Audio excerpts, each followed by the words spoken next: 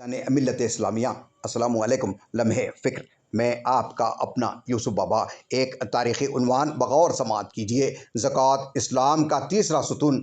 زکوٰۃ اسلام کا تیسرا رکن ہے جسے 2 ہجری میں فرض کیا گیا۔ قرآن مجید میں نماز کے ساتھ ساتھ زکوٰۃ کا ذکر 33 مرتبہ آیا ہے اور 15 مقامات پر زکوٰۃ کو عمومی صدقے کے معنی میں مختلف صورتوں میں ذکر کیا گیا ہے۔ زکوٰۃ کا مقصد یہ ہے کہ بندے کے دل میں اللہ کی محبت کو اس قدر غلبہ حاصل ہوگا وہ دنیاوی دولت کو قربان کرنے کے لیے تیار ہو جائے۔ امام غزالی علیہ رحمہ لکھتے ہیں کہ اللہ تعالیٰ نے جب ایمان کو پیدا کیا تو اس نے عرض کیا، اے اللہ مجھے قوت عطا فرما، تو اللہ نے اچھے اخلاق اور سخاوت کے ذریعے اسے قوت عطا فرمائی۔ اسی طرح جب اللہ نے کفر کو پیدا فرمایا تو اس نے بھی اللہ سے التجا کی کہ اے اللہ مجھے قوت عطا فرما، تو اللہ نے اسے بد اخلاقی اور بخل کے ذریعے قوت عطا فرمائی۔ زکوٰۃ صرف امت محمدیہ پر ہی فرض نہیں کی گئی بلکہ سابقہ امتوں پر بھی فرض کی گئی تھی۔ اللہ تعالیٰ نے قرآن مجید میں مختلف انبیاء کرام کا ذکر کرتے ہوئے ان پر نمازوں اور زکوٰۃ کو فرض کیے جانے کا تذکرہ کیا ہے۔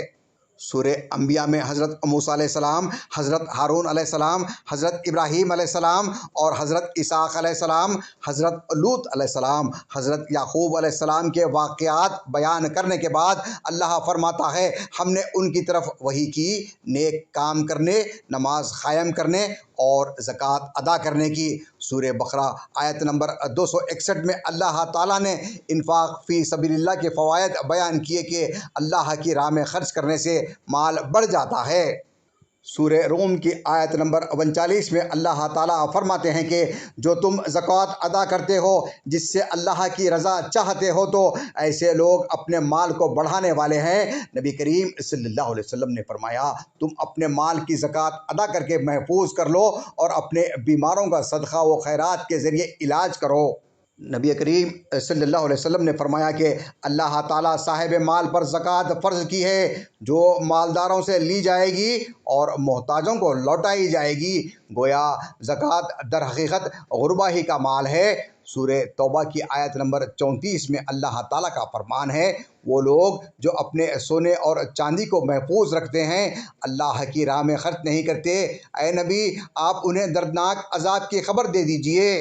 نبی کریم صلی اللہ علیہ وسلم نے فرمایا کہ اللہ نے جس شخص کو مال عطا کیا اور اس نے مال کی زکوٰۃ ادا نہیں کی تو قیامت کے دن اس کا مال اس کے لیے نہایت زہریلا سانپ بنا دیا جائے گا۔ اس کی آنکھ پر 2 سیاہ نقطے ہوں گے، یہ سانپ قیامت کے دن توق کی طرح اس شخص کے گلے میں ڈال دیا جائے گا، پھر وہ اس شخص کے دونوں جبڑے پکڑ کر کاٹے گا اور کہے گا، میں تیرا وہ مال ہوں، میں تیرا خزانہ ہوں جس کی تو نے زکوٰۃ نہیں دی۔ آپ صلی اللہ علیہ وسلم کی خدمت میں ایک عورت اپنی بیٹی کے ساتھ حاضر ہوئی جس کے ہاتھ میں سونے کے کنگن تھے۔ آپ صلی اللہ علیہ وسلم نے اس سے پوچھا، کیا تم اس کنگن کی زکوٰۃ ادا کرتی ہو؟ اس نے جواب دیا، نہیں، تو آپ صلی اللہ علیہ وسلم نے فرمایا، کیا تم اس بات سے خوش ہو کہ قیامت کے دن اللہ تعالیٰ تمہیں آگ کے کنگن پہنائیں؟ حضرت عبداللہ بن مسعود رضی اللہ تعالیٰ عنہ فرماتے ہیں کہ ہمیں حکم دیا گیا ہم نماز پڑھیں اور زکوٰۃ دیں، جو زکوٰۃ نہ دے اس کی نماز قبول نہیں۔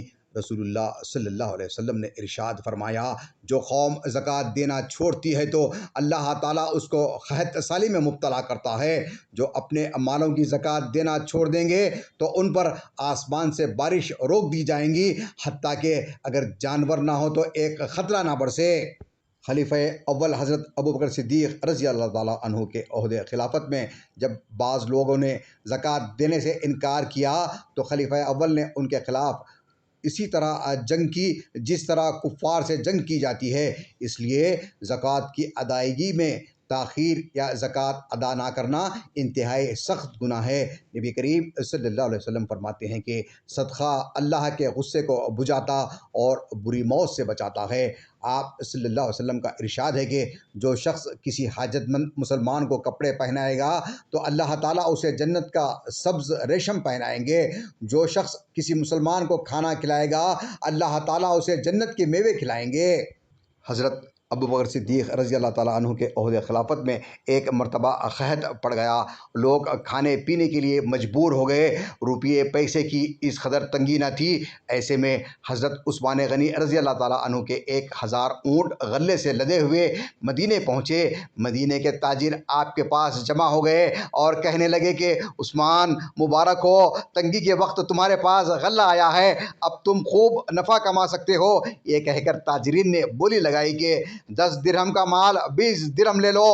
آپ نے کہا مجھے اور زیادہ چاہیے، کہنے لگے 10 درہم کا مال 30 درہم لے لو۔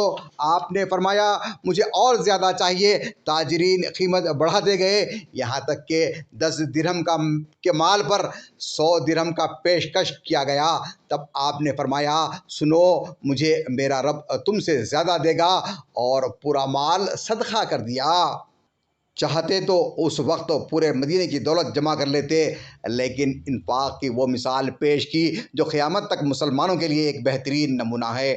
اللہ تعالیٰ سے دعا ہے کہ اللہ تعالیٰ تمام امت مسلمہ کے صاحب مال افراد کو اپنی اپنی زکوٰۃ ادا کرنے کی توفیق عطا فرمائے، آمین۔